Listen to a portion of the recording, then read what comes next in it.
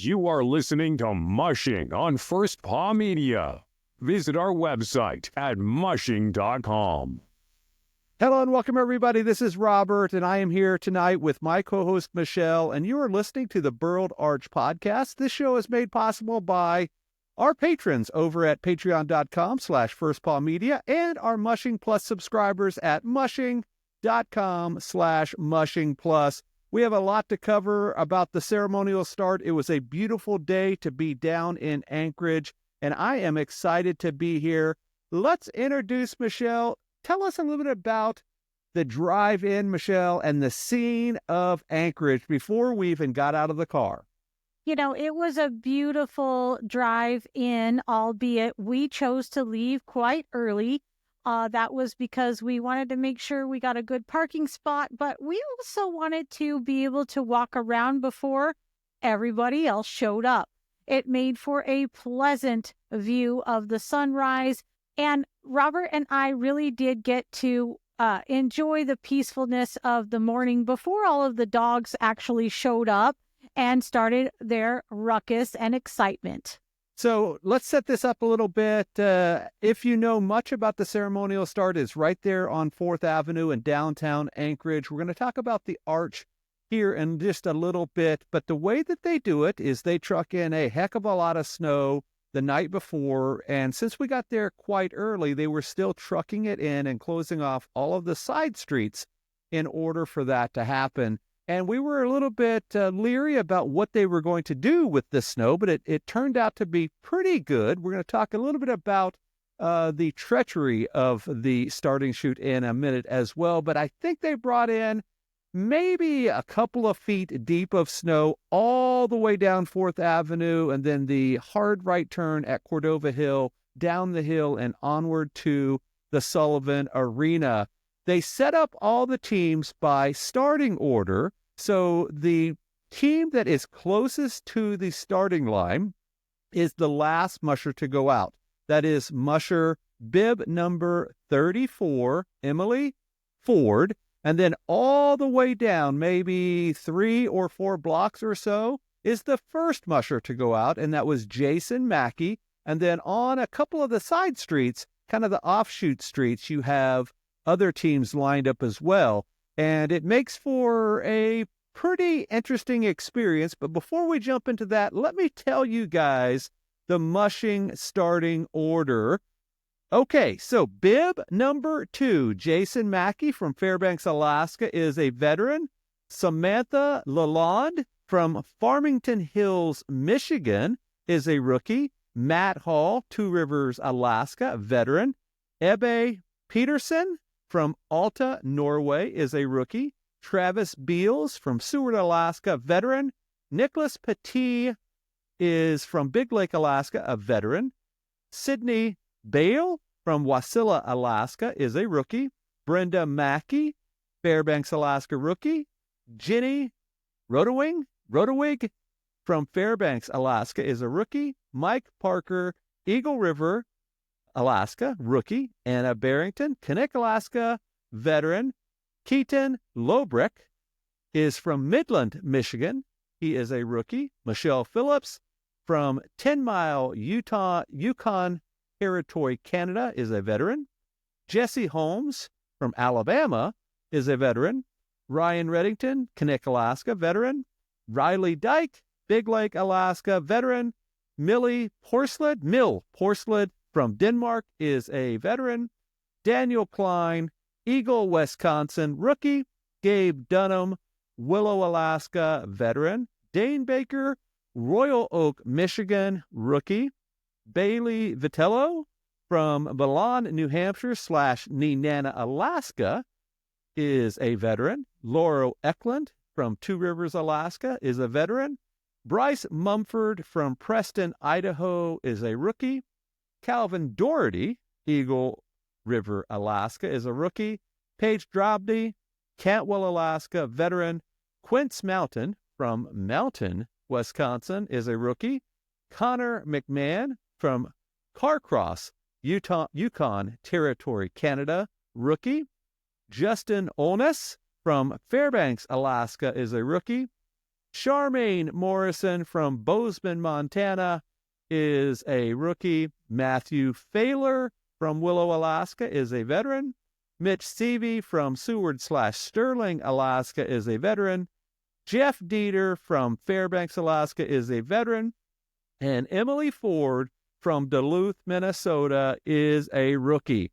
So all of that tallying, we have 33 mushers, 22 men, 11 women, 4 countries. So we have Denmark, Canada, United States, and Norway are our countries. Several U.S. states, a heck of a contingent from Alaska, 2 previous champions, and an entirely different route. We posted up on the Cordova turn, so I'm not sure exactly who was in the first sled. I know it was representative of the honorary musher Stu Nelson, the head veterinarian that passed away. Following that sled was junior Iditarod champion Emily Robinson, who also had an Iditarider in her sled wearing bib number 1. So that was the contingent there. But before we talk about much more, I've got to see if you guys are part of the Iditarod Insider. This is where you get all the information, more than you will get from the Facebook pages and the podcasts like we do. There are 3 levels for Insider. And for years, we did not subscribe to the Insider. We did the last couple of years. But for the free version, and you can find all of this over on Iditarod.com. So the free Insider version gets you access to some video content with commercials. You get to highlight one musher with email alerts and access to some articles. So it's a very limited offering for free. The $39.95 offering, and this is an annual subscription. So if you sign up today, it will renew at this same time next year. You get access to all the Insider videos. You get access to GPS, ability to track the pack, spotlight up to 5 of your favorite mushers, and receive email alerts when they enter and leave a checkpoint. You get commercial-free access to all on-demand video content, live streaming from the trail and other events, GPS trackers, and like I said, highlighting 5 mushers with email alerts.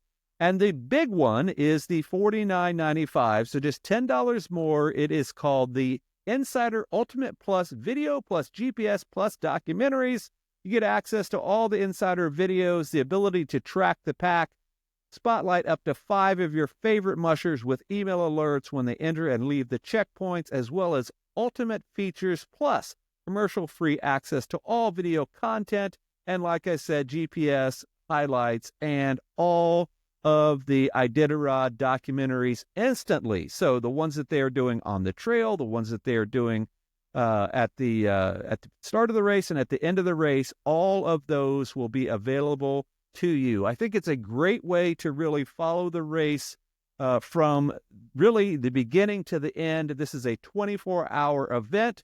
So if you are a die-hard Iditarod fan, this is the way to look at that. So let's go back to the setup. As Michelle said, we arrived at about 7 o'clock in the morning. It's an hour-and-a-half drive or so down from Willow. It was expected to be in the mid-30s. We arrived there just a little bit windy, not too bad. We headed out of the parking garage and headed into the starting chute.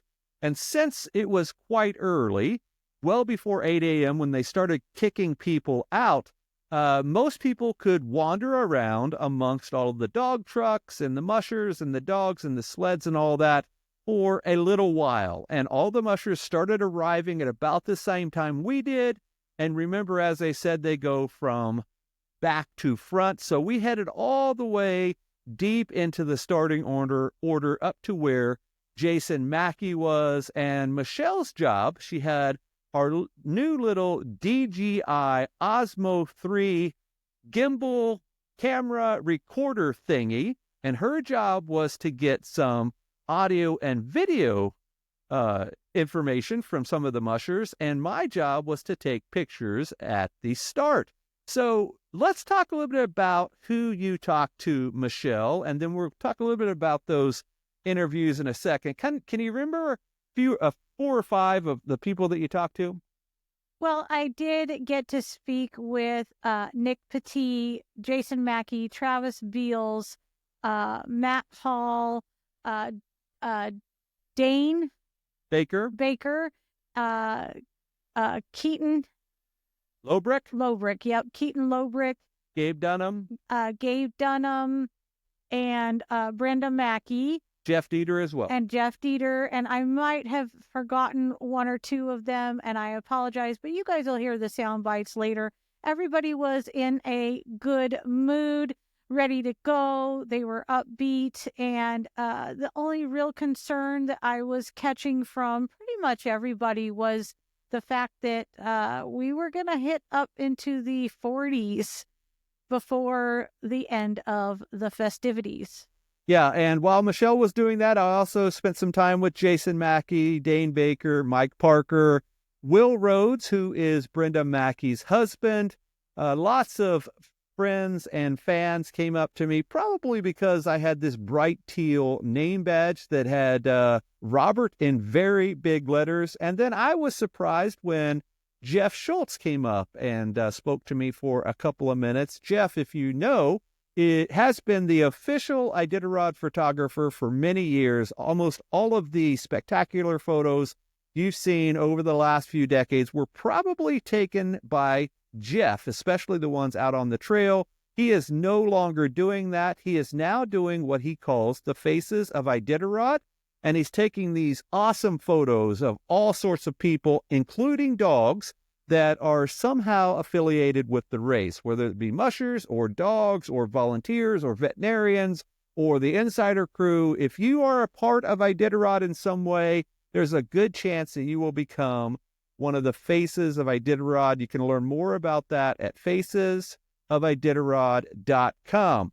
So by about 8 o'clock, the officials, the security guards, if you will, started pushing everybody out.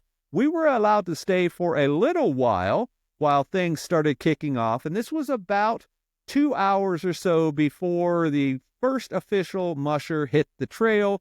So we walked around a bit and went into the Rondy headquarters. And it was fun to go in there. We headed to the back and we met a previous guest on our show. We interviewed him last summer, Jim Huddle, I believe is his name. He is the president of the Anchorage Mushing District.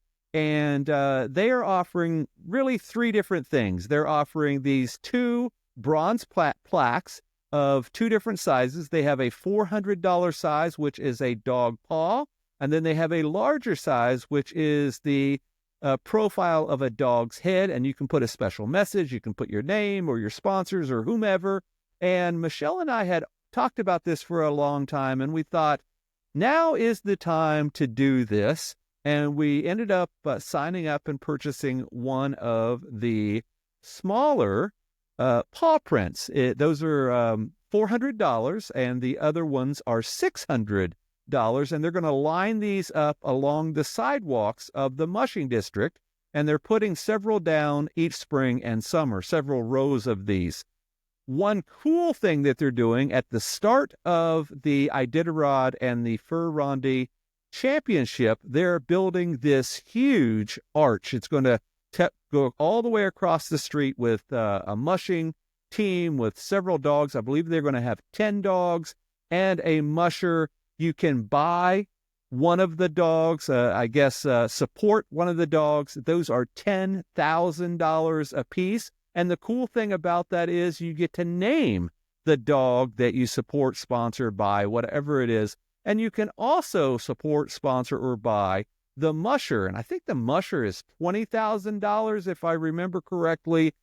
We did not do that today. Our pocketbook is not that fat, but we did buy or support or sponsor one of those paw prints. Michelle? This arch, it should be noted, will be a permanent structure because it is being made out of steel or aluminum. Yeah, it is beautiful, and you can find out more about that in the upcoming issue of Mushing Magazine. Of course, visit AnchorageMushingDistrict.org to find out more and support that as well. So we spent a little bit of time in the Fur Rondy headquarters. A lot of people were lining up and milling around. And of course, as they always are, right in front of the Fur Rondy, we cannot not talk about these guys. They were the people from PETA. And I know, Michelle, that you had a smidgen of a run-in with them, did you not? Of course I did. The 4 little weasels that were standing out there. We had gone one direction and turned around and started to go back the other direction. And one of them, a short in stature gentleman, popped out from behind the wall and shoved his flyer right in my face. And he got some choice words from me. If you know me, you fully understand that that's where I would have went with him. But I kept moving and he didn't come after me, so all was well. Yeah, we headed down on our way towards Cordova, and we were doing a little bit of window shopping at the David Green Furriers, a place that has been in business since 1922, and they sell the world-famous furkini, what they're calling it, and that is a very skimpy bikini made of fur. I'm sure you saw that, didn't you? You know, I have seen that for 15 years. I don't know that they have ever sold it. Yeah, and and there is a male version and a female version. It's interesting that you say that, Michelle, is typically Fur Rondy is in full swing. It goes on for 2 solid weeks with the weekends of the dog sled races, the sprint races last weekend, and the Iditarod this weekend. There seems to be, in years past, a lot more fur on people's heads and bodies. I didn't see as much of that this year as in years past. Maybe just because it was so warm. I think so. I think it was much too warm for most of us locals. Yeah, so we headed on down to our spot, and if you are familiar with the ceremonial start, there are a couple of key places to be in the early stages of the event. Either right up at the starting line, which is several blocks from the Cordova turn and hill. We headed that way, probably 5 blocks or so from the start, so we could not hear any of the announcing. We were far enough away that we could not hear that. We found a great spot right at the turn, and my job started to take all of the pictures of all the mushers. I think I got every person coming around, and we met a very cool couple that was visiting from Tennessee. They were visiting their adult children here, and I think that they got their money's worth on the Iditarod experience, because we were telling them about every single musher. We were talking about who we thought was going to win. We were giving little quirks, talking about the dogs. And I tell you what, Michelle, she was so happy when she got one of the booties that was from Brenda Mackey's team, especially when you showed her the little paw print from the booty that was being used. What is the significance of the booties on the ceremonial start? Well, it just so happened that I caught the eye of the trail guard that had a whole bag that Brenda had tossed over to her. And she said, "I've got Brenda Mackey's booties. Who wants one?" And I jolted over there and I grabbed 2. And one of the ones I grabbed on purpose because it had the impression of a dog's paw on the booty, which, for those of you that understand, when a dog wears these Cordura booties, they wear them for miles. They don't typically wear them just for a little while, and they will actually rub a spot that leaves their paw or their impression of their paw behind, and it makes for a really cool gift. And one of those booties had a impression of the paw, and I made sure that I pointed this out to our new friends from Tennessee, and she was over the moon by this. And I think that not only were we good stewards for Iditarod, but we were great ambassadors or dog-powered sports. Yeah, it was fun. And the significance of the Booties is a lot of times the Iditarider in this sled will have a bag of Booties, and often they'll put Halloween candy or a sucker or something in these Booties, and they are a fan favorite for the kids. So much of a fan favorite that these crossing guards, that's I guess what they would be called, really jumped on this kid who jumped into the starting chute in between the mushers who were going out every 3 minutes, and got one of Ryan Reddington's fancy neon green ones. That's right, they did. But I got to tell you, those grandmas were not having it when any of those kids touched that berm anytime a rookie was coming. Oh, yeah. And so let's talk about that. So they started at 10:39 sharp with those first two teams, the first team out, then Emily Robinson to follow, and then 3 minutes later, and then on the 3-minute mark, all of the mushers from Jason Mackey on down to Emily Ford took a little bit over an hour and 15 minutes, I guess it would be if my math is correct. All the teams looked very good. Some notable runs were Nick Petit. He went out with no drag sled. He went out with an Iditarider in his basket. And I know when you talked to him briefly, he told you that, right? Yes, he did. He said, I'm not going to bother with a drag sled. It's hot. I've only got 8 dogs. We're just going to go. Yeah, and funny, on Facebook, he did make a post about that. He said, 2 Iditarod, 8 dogs was the right call, as well as the barbecue. And we're going to talk about that in just a second as well. So every 3 minutes, a team would come by. Some teams were a little bit faster than others. I thought that Anna Barrington had one of the faster teams out of the chute.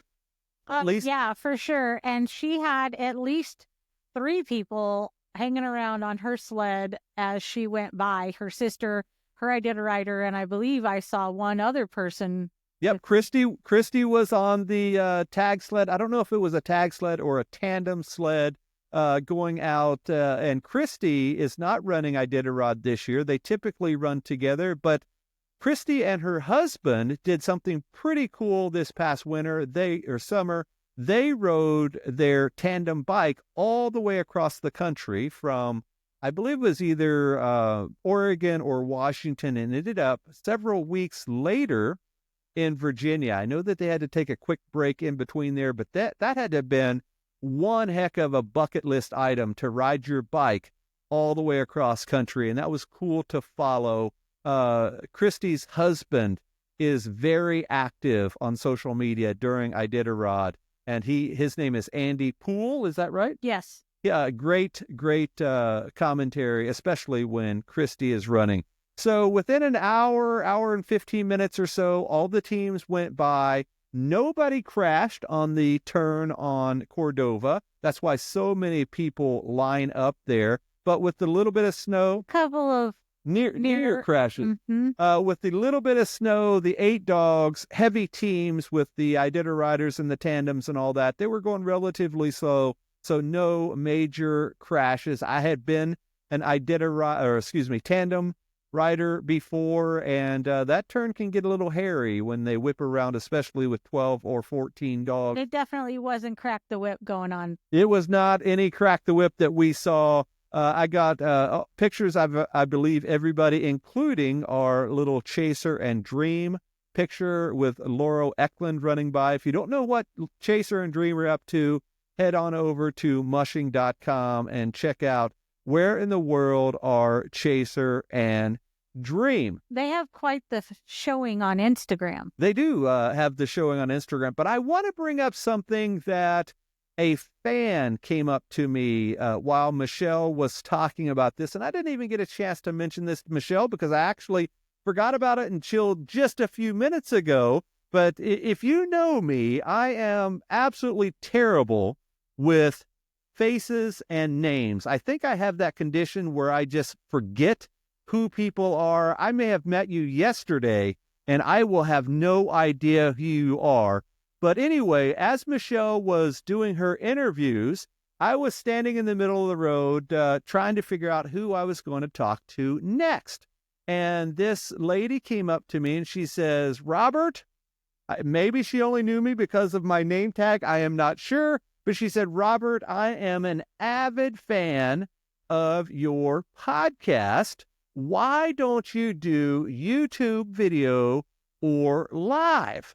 And I thought about it for just a second, and I had to tell her that our baptism by fire, if you will, came by the way of podcasting. We started our podcast in 2009 in Denver, and in 2010, we had a very brief report that we were calling Mush You Huskies. That was a segment on our dog training podcast. And then I was invited to come up to Alaska for two reasons.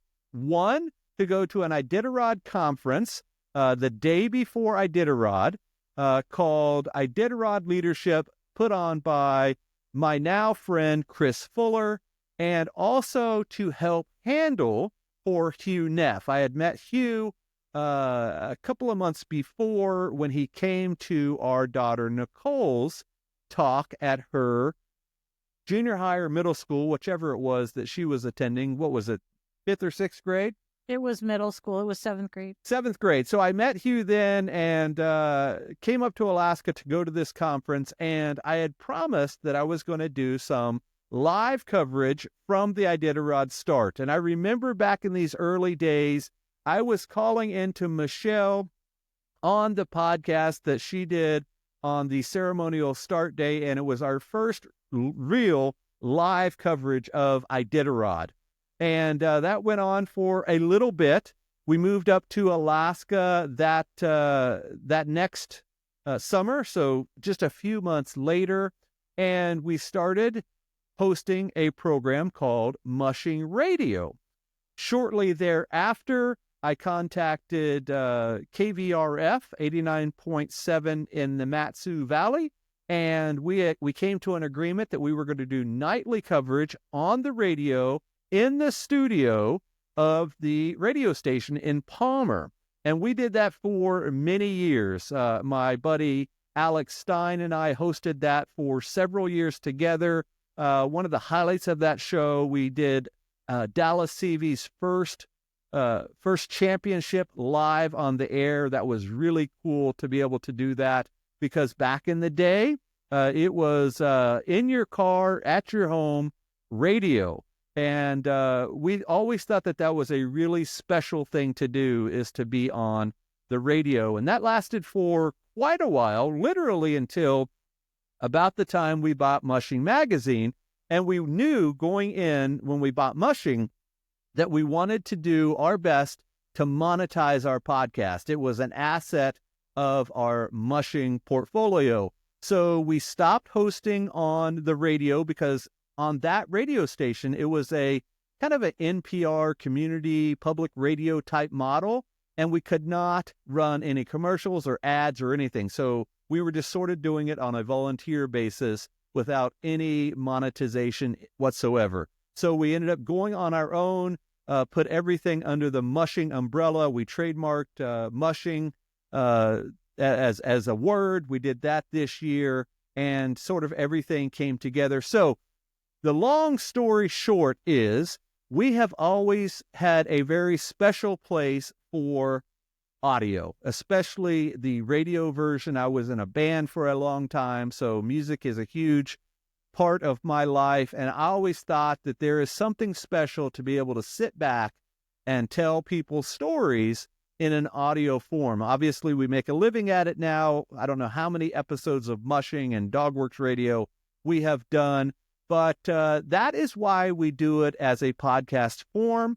Also, we have brought along a lot of subscribers over the year. We have a huge subscriber base in Europe, in Scandinavia, Germany, France, Switzerland area in particular, and that was helped a lot by when we did our dog driver podcast with my buddy Karosh Parteau. So we built up a heck of a good podcast subscriber audience, several thousand people, I guess, if you would. So we've toyed with going to YouTube and live and all sorts of other things, but that's a whole nother animal. Not only do we have to get all dolled up to be on the radio, and I will be the first to admit, and Michelle maybe as well, but I'm pretty comfortable here in my flannel pants. What about you? Your flannel pants. You know you're in your jams. Yeah. Yeah, so we are going to stick with audio for the foreseeable future. We are happy to be here. That is no diss at all to our other podcasting friends that are hosting YouTube Live. That's definitely a different generation. I want to add something Go ahead, Michelle. before you cut that off. Just so everybody knows, we like YouTube. We are entertained by YouTube. We do have a YouTube channel, but that's more for our other adventures. And I'll let Robert dive into that a little bit for you guys because it's a fun channel too. But keep in mind, YouTube started to blossom in 2005. That's when it was created. We had a podcast called Dogworks Radio, and it was hosted on Blog Talk Radio back in the day in 2007. And so we have been podcasting for a very long time for a very purposeful reason. My dog training company needed a break in the advertising costs, and Robert jumped on this tech craze and really dove deep into this podcast space. And that is why we will always podcast. Yep. So I am sure, 100% sure, we will let the comments fly about why in the world are you going down this rabbit hole on this podcast tonight. Instead of talking about mushing, we get in trouble for doing it all the time over on our mushing Facebook page. Quite simply is we want to go where the audience is, and our audience is right here on this podcast. This is a labor of love that we really enjoy doing. We really feel that we can connect with our fans in a very meaningful way. It is not overly produced. It is not overly edited. What you're getting is real, and we really like that. So if you do like that or not, please leave us a comment either on socials or at your podcast player and let us know why you do not like it or like it, and we will be sure to respond. Michelle? And if you really want to see our YouTube channel, head over to the Sled Dog Jeep on YouTube, and that is a very interesting YouTube channel as well. So as we said, all of the mushers headed down Cordova Hill. They did not have to turn around and come back, which is infamous for Rondy, but they stopped just shy of 2 or 3 miles, I believe it was, not very far. You could not get lost on this ceremonial start. You literally went down the road, did a dog leg to the right, and then did a dog leg to the left, and you're in the parking lot. One thing that they did offer to the Iditaroders and to the Mushers was a catered lunch by one of the local barbecue places. That was what Nick Petit was talking about, and it seemed that they had a really good time. One other thing before we jump into our Musher profile of the evening, after we got home at about 3 o'clock or so, I started checking out the news of the day, and there are whispers going around, something that was announced. I don't know if it was publicly announced on the announcer deal. I don't know if it was a flub, but there has been a little bit of chatter that Wally Robinson and Emily Robinson are going to run to Nome together. And I'm not sure if that means together right now, meaning they're going to do this trail together, because they said something to the effect of anybody can run. It's a public trail. It's open to anybody at any time. So it would be interesting to see if this story develops where they literally just stay on the sleds from the ceremonial start today to all the way to Nome. Would that be very interesting, Michelle? Father and daughter, and if you were a fan of Iditarod last year, you know that that Wally Robinson did his first Iditarod last year. What do you think about that? Did you see any of that story develop? Of course I didn't. I just want to remind everybody that if I'm not mistaken, Emily is of age, and she has only like 1 or 2 qualifiers to go. She will be 18 very soon. I don't think she's allowed to run until 2027. And I say that because when we were at the Junior Iditarod banquet, the treasurer of Junior Iditarod, I do not know his name right off the top, but one of the prizes that she was awarded, he is going to personally pay her entry fee in 2027. So I think she will turn 18 this coming year. And then I think she'll probably have to do at least one more 300 because she did the Cusco 300 this year. She won the Connect 200, which is a 200-miler. And, of course, she has won the Junior Iditarod 4 times.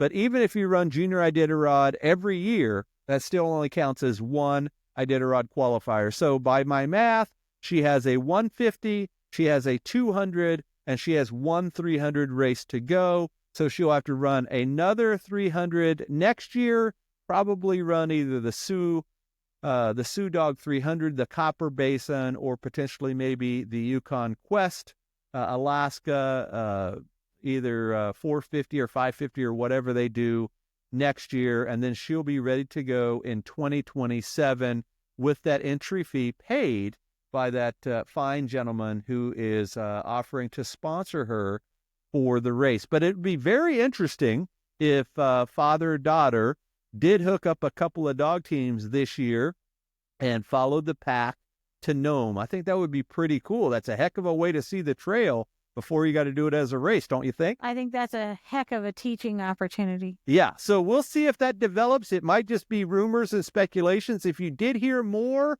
let us know in the comments. And I'm only bringing this up because it was chattered on the Facebook page. And one of our big-time fans, Patty Christensen, you will know her name from last night with the Musher question. She was one that was commenting on that. And she is a very astute fan of the sport, isn't she? She is, and she might be our number 1 fan. She could be. Okay, so now this part that you have been waiting for.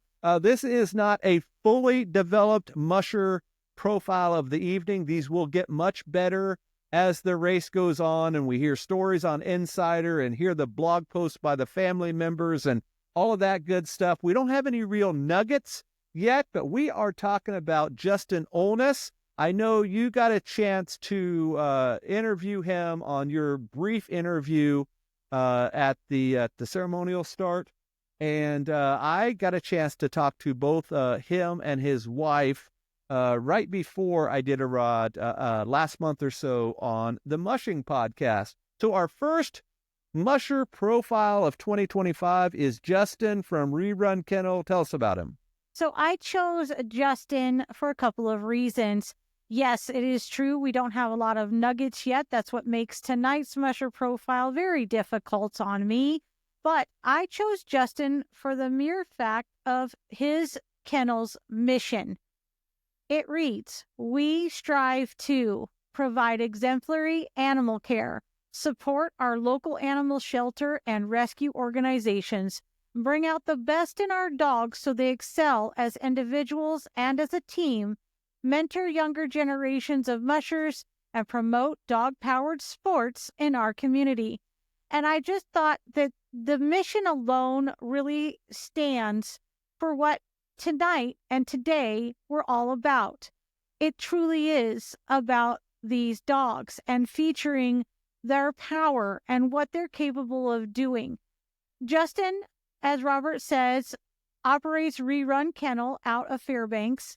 He's a rookie this year, and during the banquet, he shared a pretty cool video of himself with his dog team, nearly all of whom, 75%, were rescued. His team of rescued Alaskan Huskies made their way through the streets of Anchorage today during the ceremonial start, and they looked very good as they rounded the corner from 4th Avenue onto Cordova to head towards the Sullivan Arena.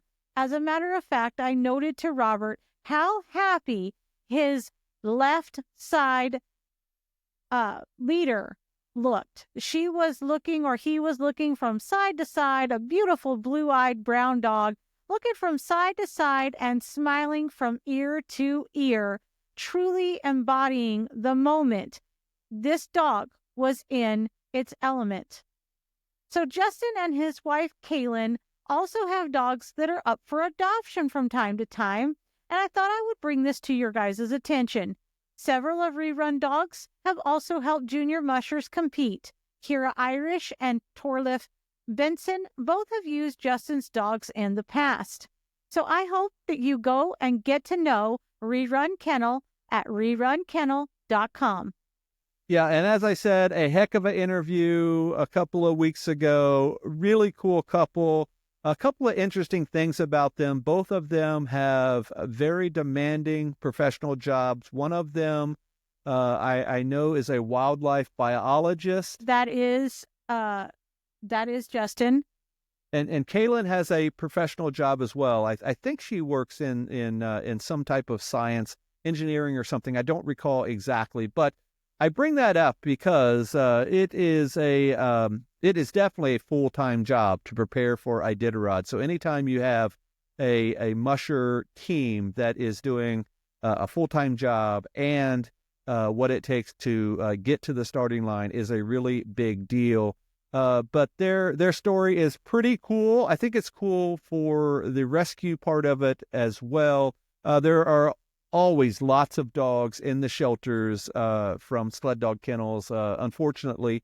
But thankfully, folks like Justin and Kaylin are doing their part to rescue these guys. And I cannot believe that over half of them who were cast-offs in one way or another from another team have made an Iditarod team.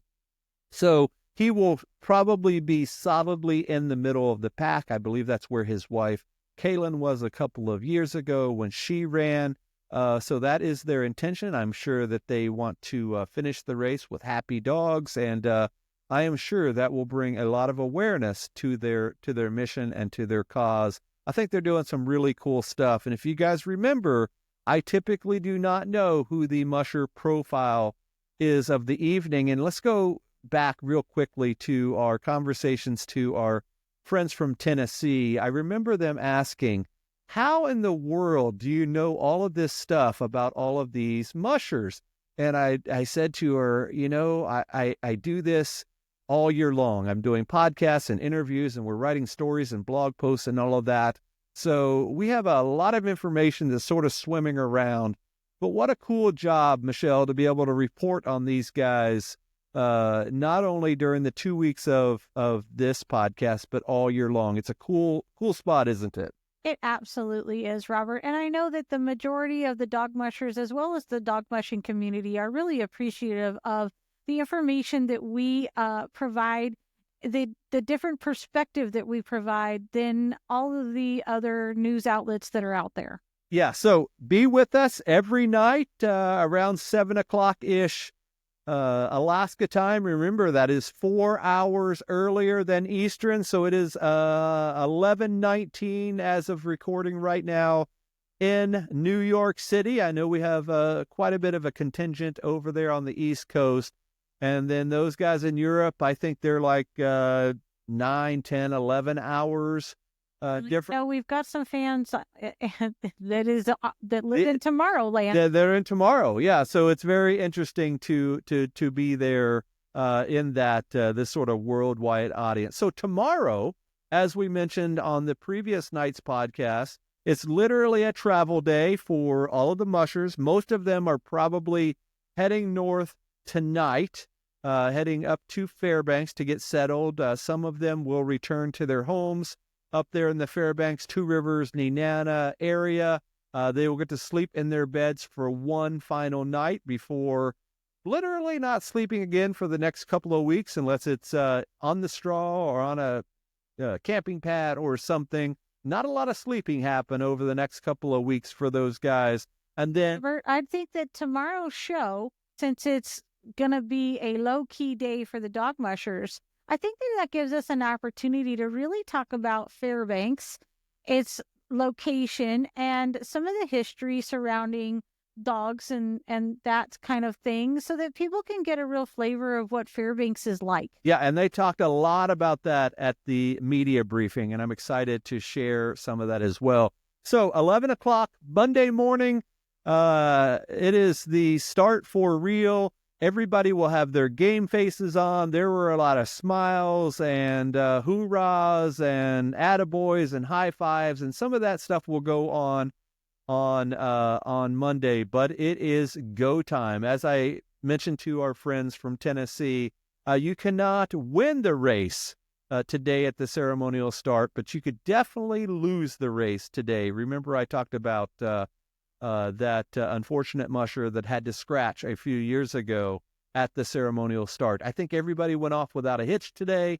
No big news there. So we will be back on tomorrow night. I still have not decided 100% or not if I'm going to drive the 6 hours up for the restart because we got all the interviews we wanted. We got all the pictures that we wanted. I just don't know if 12 hours of driving or an hour of standing around getting the same pictures is worth it before I head up to Nome for a week. Michelle, what do you think? I'm sure she will say something to the effect of, "It is your birthday and I'm baking you a cake." So what do you think? Should we head north to Fairbanks or not? Well, you might not be getting a homemade cake, but it is your birthday. And I think that you deserve a little bit of a rest day, considering that our bathroom sink broke and you fixed it well within 12 hours of it breaking, all in the middle of the last 2 days of Iditarod festivities. So remember, guys, you can support this podcast over on patreon.com/firstpawmedia. And one of the very cool things with a Patreon sponsorship at any level, I believe the lowest level is $2, you get instant access to Mushing Plus. That is the print subscription. That is the archives. It is everything under the Mushing Plus banner that you can do that for as low as $2 a month. And those sponsorships will help us greatly.